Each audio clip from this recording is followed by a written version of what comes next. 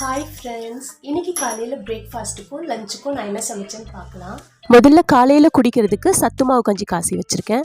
எப்போவுமே செய்கிற மாதிரி தான் பால் ஊற்றி காய்ச்சிட்டு கொஞ்சமாக உப்பு மட்டும் போட்டு வச்சுருக்கேன். அதுக்கப்புறம் சாப்பிட்றதுக்கு இட்லியும் செஞ்சு வச்சுருக்கேன்.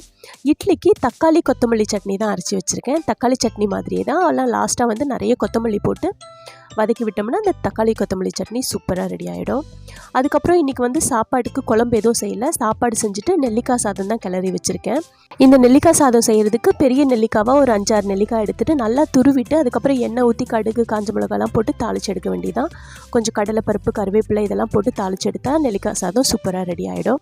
இந்த சாப்பாட்டுக்கு தொட்டுக்க வந்து நாட்டு அவரைக்காய் பொரியல் பண்ணி வச்சுருந்தேன். இந்த நாட்டு அவரைக்காய் வந்து நார்மல் அவரைக்காய் விட கொஞ்சம் குண்டாக இருந்தது. அது உள்ளே இருந்த விதை வந்து கொஞ்சம் பெருசாக இருந்தது.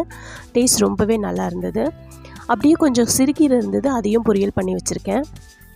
அது கூடவே கொஞ்சம் முட்டையும் வறுத்து வச்சுருக்கேன். நம்ம நெல்லிக்காய் சாதம் லெமன் ரைஸ்லாம் செய்யும்போது முட்டை வறுத்து வச்சுருந்தா ரொம்ப டேஸ்ட்டாக இருக்கும். அதனால் முட்டை வறுவலும் செஞ்சு வச்சுருக்கேன்.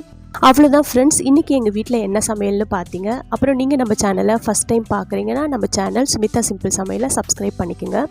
அப்படியே பெல் ஐக்கான் கிளிக் பண்ணி ஆலும் கொடுத்துக்கோங்க. நாளைக்கு இன்னொரு சூப்பரான வீடியோவில் பார்க்கலாம். பாய்.